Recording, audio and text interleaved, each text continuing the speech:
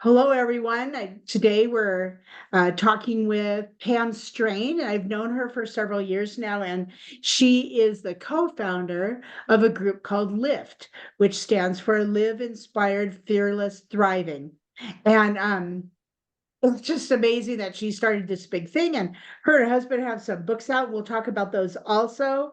Uh, but I would really like to just start by her explaining about Lyft and how did you start it and what was your motivation behind it? We'll start with that. Okay, yeah. Well, we have lived here since 98, so we've been here a while. I guess that's in Idaho. That probably makes us almost natives.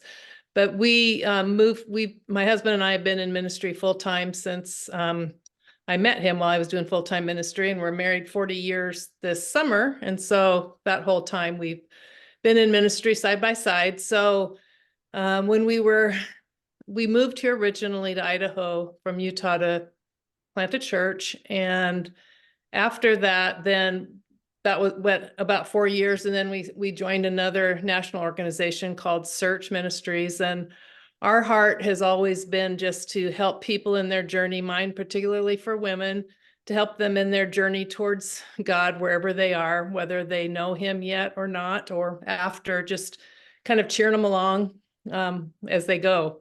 And so Lyft really came out of that, out of my heart for that particular thing. And also just that women would really know the transforming unconditional love of God. It's a big part of my story. It's changed my life, changed my relationships, and continuing to learn about that. But I guess my passion is just to help women really come to understand that too. So I was in conversation with a new friend that I met that had just moved here. This was about 2015. And she and another woman that I met through her were talking about some women's things that they'd seen in the community. And so Lyft is like a community event. It's not sponsored by one church. It's sponsored by the ministry that my husband and I have now called You Gotta Ask, which we can talk about that in a little bit. But they had been to some other community things that were maybe Christian sponsored, but maybe not. But they just felt like we could do something that was a little better and really kind of meeting the needs of women where they are. And so that's kind of, we just started meeting and praying and talking, and this vision of what we wanted kind of popped out. And so that, and really the underlying, our heart was to get all women of all backgrounds, all beliefs, all wherever they are on their journey, lack of belief and believers together to really just give a great picture from up front what that unconditional love of God looks like through topics and speakers. And so that's how it was birthed. And so we started with hoping our first event would we were hopeful for maybe 30 people and women, and we had 100 come. And then we've just been doing them since then. And then out of that comes smaller discussions and one-on-one conversations. And so it's really kind of a broad appeal, but there's also lots of ripple effect from it. So when did you start this? The first event that we had was 2016. 2016. Okay. I guess 8 years. Yeah. That's great. That's amazing. And it's still going strong and better, and that's great. So how does this, or maybe you could share a couple testimonies of people, but how does this inspire women to become, who God intends them to be, and how, how does somebody get kind of engaged? And if somebody were sitting there at a table and not wanting to speak, or how does this encourage them? Yeah, that's a great question. And, at women's events, it's not always easy first of all, to somebody to come to something if they don't know somebody. So the personal invitation is huge. We try to encourage that. And also we don't always have tables. We have more of a theater style. But what I've discovered is, I think a signature piece of what we do is everybody who is up front are, Christ followers. And obviously we all are in a growth process, but the big piece of that has been just women's vulnerability from up front and honestly sharing their stories, and touching on how God has really helped them, whatever their journey has been, just to share that in a very authentic, not canned, and we're careful about our language around all of that. So, but I think part of the core piece of Lift, the underlying is that we desire women to know that love of God, but we also want them to know how valued they are, that God made them on purpose, for a purpose, and to help them begin to discover that process and that journey of who am I? Who am I? Each person has something unique to them that they can bring to the table and offer others, and their purpose comes out of that. And so through the speakers, and then we have panelists often, they're just short interviews with people and sharing their journey, whatever our topic is, kind of whether it's, hope or unconditional love, they share their stories authentically. And that's really what draws a woman out. And so we do follow-up cards, just an opportunity to get back with us, but we really encourage the women who brought them, invite them for coffee. Yeah, right, Let's get right. face to face. Let's touch on, Exactly. okay, what did you, Connect. Yeah, connect. Yeah. yeah. My husband and I kind of have this, well, it's from one of the organizations we worked with, kind of a little underlying mantra is, we don't count conversions, but we count conversations. Mhm. Because every conversation is a seed sown, led to another Mhm. conversation. And someday somebody will have a conversation with them that they'll hopefully come to know Right, Jesus. right. So let's talk about seeds. Let's talk about your first book that you co-authored with John. And let's talk a little bit about spiritual seeds. And you have a copy, I have it right Tishless? here. Yeah. Yeah. Awesome. And explain a little bit the mentality behind that book. Yeah, so the subtitle on this is how to cultivate spiritual wealth within your future children. So we have 4 sons. At the time, they were, 2 of them were married, but there were no grandkids. And our heart was really to share what we realized as we parented. Really, the principles that we used in parenting were very similar to the principles we use in our ministry as we're leading people to Christ and as we're discipling them. And that is very tailor-made to the individual, to really helping, like our children, for example, um, discover as we grow, as we raise them, who God made them to be, how they're different than their brothers and their friends, and really call out their strengths. Mhm. And then both John and I didn't grow up in Christian homes. We became Christians in our teen years, John at college. And so that was, it was really important for us to have people speak into our lives and plant seeds in our lives. And so we feel really strongly about being those kinds of mentors in not only our children's lives, but any other people that he brings us. So I just ran into a friend of mine that I gave this book to, and she's on cruise staff, and I ran into one of her new staff that she's discipling right now. She's an intern, and the intern said, "Oh, I'm reading your book, Spiritual Seeds," and I said, Mhm. "Oh, well, do you have, how many children do you have?" And she said, "I don't have any. I'm not even married." And she said the reason why she gave it to her was because of just the principles of sowing into somebody's life and the principles of discipleship. So Mhm. there is a lot of parenting things, but it's also, I think, applicable. Mentoring. Yeah. Yeah. And mentoring is like so key. It's key in my ministry too. Like my books deal a lot with that because it is important. And with your kids, I mean, we just interviewed Melinda about Moms in Prayer and just inputting in those seeds. It's very important. Yep. So thinking about, well, if you're just dropping in on us, I'm talking with Pam Strain. She is the co-founder of a local, now at least, group called Live,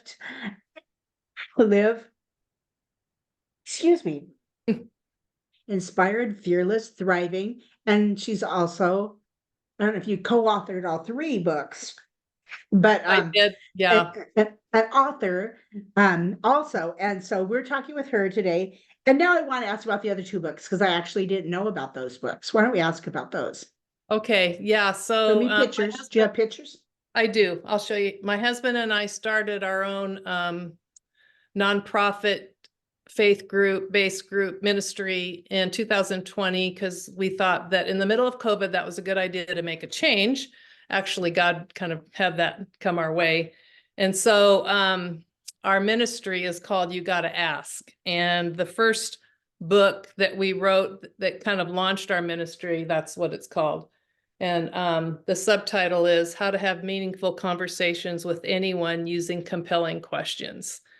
And so the idea behind this is we've always, again, had a heart for people to know Jesus. And we also feel pretty strongly about being, the gospel is always relevant, but how we communicate it sometimes Right. changes with our culture. And our culture is in a very postmodern, post-Christian setting right now. So we have to approach it a little differently. So this book was designed to learn how to lean in, to listen to people's story, how to ask questions, and then to really listen. Mhm. And so then out of that, this book is not yet, so this says advanced reader copy. It's on Amazon right now, but it's still in its advanced reader copy, and that you got to listen. And it says Jesus is speaking to and through all kinds of people. This will be finalized in the next week or two, but this one came out of just what God's doing in our lives. And John's the main author of this. I have a couple stories in here, but he's the main writer for all the books. But we both share the Those testimonies in my books, the testimonies are so important because I have testimonies of people in all my books, and it just brings things to life because you have other people's perspective and stories, and people understand, what God's doing in their lives. So it's so important. So Yeah. so don't demean that at all. Yeah. Let's go back to Lyft now a little bit. So what are some ways that you could invite someone to and at one of your meetings, or how can someone just get involved if they want to get involved with it? Yeah, so we have a website. It's you'll probably put it in your show notes, but it's liftedhigh.org. And you can also subscribe on there so that you can get updates from us. But we also have an Instagram account called @LiftEvent and a Facebook page as well. But I think if you're local, here in the Treasure Valley, our next event is April 25th, and our topic is growing happiness. And we're kind of leaning in on, just why can't we all just be happy all the time, and talk about kind of what's the underlying piece of that and what's really needed, which we all know the answer to that would be just a relationship with God, but helping women get to that and explore that. And so we would love to have you come, and even more important, love you to bring a friend with you. I know sometimes it's hard to invite if you haven't been to something before, but we've never had anybody complain because somebody brought them to it. Right. A It's lot of very, the listeners are not local, but maybe they do know people in our area in the Treasure Valley. But are there other like, do you go online with anything? Do you yeah, have a podcast or? yeah, we've had requests for that. I think I'm gonna tape it this time, but I probably won't advertise it as being taped. But we'll put it out afterwards, as an option, Mhm. because what I've heard is that if you advertise that, then You people, have to get permission from everyone there, but yeah. yes. Well, no, they Yeah. might not come. They'd rather Oh, if oh, if it's an option to watch it online instead of yeah, coming, they'd rather yeah. watch it online. Well, a lot of churches, since COVID especially, live stream, but Hmm. they're not taking pictures of everybody there. Yeah. They're taking pictures of the key people that are Hmm. involved. And you Yeah. could do something like that where your audience isn't necessarily being filmed, but Yeah. yeah, it gets complicated to Yeah. do more of that kind of thing. So I uh think my encouragement, Nikki, would just be to begin your own little grassroots movement wherever you are, even if it's just a few of you, yeah. just creating a safe place around a table, just to have authentic conversation with each other. We do have here's another book that's kind of a supplement, that we put together I like called that. the Adventure Dinner Guide, and says relationships matter, people matter, truth matters, food matters. So it's a way to gather people around food with some great questions that just give great Mhm. conversation. So I love that. I love that. I'd like to get that. I'll send it. Yeah, yeah, yeah. Well, I could get it, but but yeah, that's great. That's a great idea. I think that connection thing is such a good thing. We in my neighborhood, we have a neighborhood Bible study, and the women, no one's from the same church, and it's quite sizable. And people are from different churches and have different beliefs and stuff.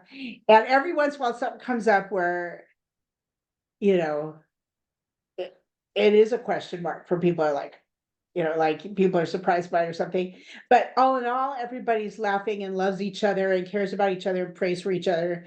And it's been a very interesting way to connect, because I think sometimes as believers, we we veer from some things that we should be listening and getting connected with other women that might not be exactly like us. That's where it's at. That's where we need to be.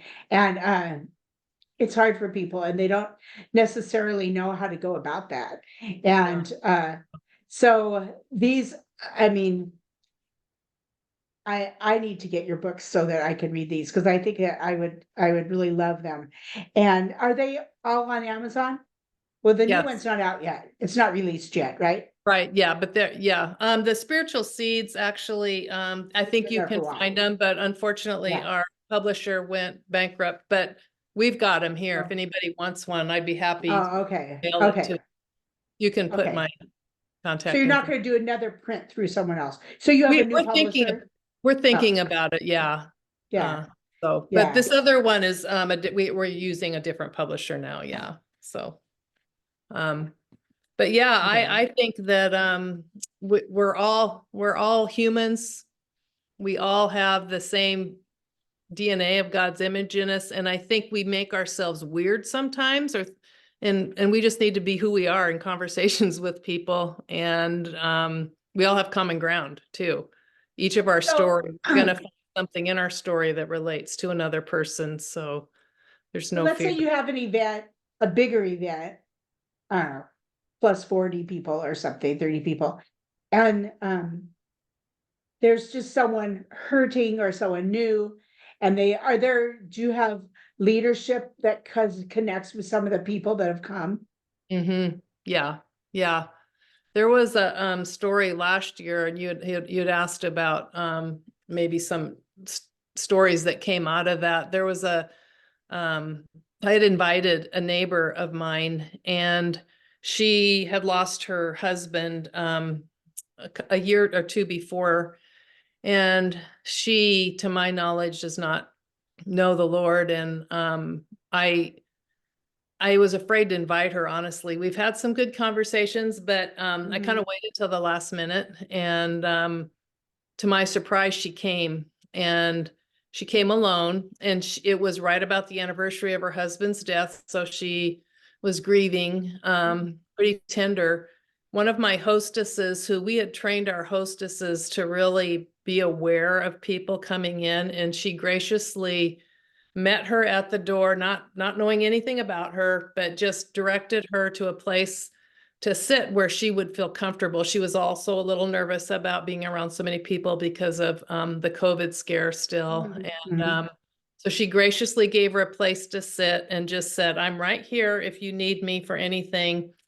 Another friend moved in after the event and moved in over to her and just sat with her, saw that she was having a hard time, listened to her, and has taken her out for coffee several times since then, or a walk. Awesome. And I've had an opportunity to get back with her. So that's one example of how that works. And yeah, we just trust God to kind of lead women Make into those it, connections. especially if they don't fill out a comment card, because Right, be right, aware. right. And, I think that's something that we're all learning, like what I said a second ago about, like trying to get out of your comfort zone a little. Meet Hmm. someone maybe you wouldn't normally meet, listen to them, see where they're at. Um, you know, how are they gonna hear about Christ if no Christian ever talks to them? Like they're a neighbor down the street and nobody really communicates with them because, oh, they're not, they don't believe in anything or whatever, I think that's something we need to do more. And, scripture really wants us to do that. I mean, you read that and we need to be more aware of that and get a little, push our envelope a little more open and be able to like communicate with people and learn how to do that. And one thing that I've always thought about is if you have key things memorized, even though that seems a little rote, but in your testimony of how you accepted Christ and you kind of have a little 30-second version, Hmm. if you're sitting on a bus with someone that you could say, or maybe a couple verses that are stuck in it, or just some things in your head, then you're not as nervous. If you have a few things already prepared that you have memorized, or that you could say to someone, then when the opportunity comes up, your heart's not beating really fast. You're not, Yeah. and it gets easier. But Yeah. if we're just like this with people all the time, Yeah. doesn't. I mean, you see someone on a corner asking for money, and then someone says, "Well, I won't talk to them. I saw them drive off in a car. They actually have a car." It's like they still need Jesus. You may Yeah. not like you might not like certain people, but they still need Jesus. Yeah. And so I think we have to be a little more willing to talk to people that we wouldn't necessarily talk to on the everyday basis.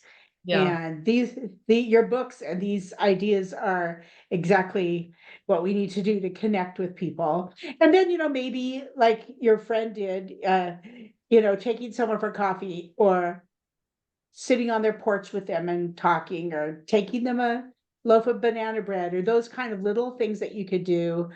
Um, that kind of follows up and that starts that mentoring thing, and that kind of starts with that. But you have to be willing to take a step. And I have a hard time with that because, I can speak to a group of 500 women, but going into a baby shower, I'm scared spitless because it looks cliquish to me. Hmm. Like those friends are together, those friends are together. And I truthfully usually will sit off to the side. So sometimes I'm kind of nervous about that. And because I'm unsure of what people are thinking, and they have their own friends. And so, I think there's probably a lot of people that feel that way. And so to just go up to someone and say hi is something that, is important. Um, do you have a website and contact information? I Hmm. mean, we can go to Amazon and can we look under Pam Strain or John Strain and the Um, books will pop up? yeah. Yep. And Yep. then, They and should, then do you, hopefully. and then what are your websites? You have more than one website, right? Yeah, we have the one for our ministry, which is you gotta You ask.org. got ask or, okay. You gotta GOTTA. And then the other, my lift one is liftedhigh.org. liftedhigh.org. That's great. And we will have those on this podcast listed so that we can read it if you're not a auditory learner. Yeah. And anyway, what anything else you would like to leave us with?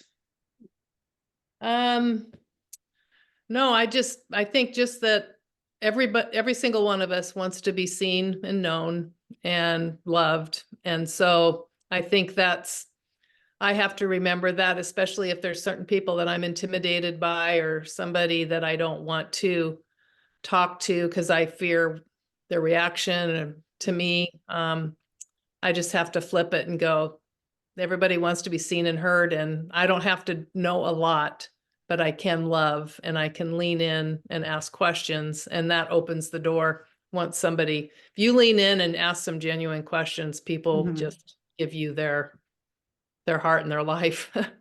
And So something that, I'm 65, and something that's taken me a lot of years to realize, it's really not about me. that's true. Yes. I might be scared, but that's not really of the Lord.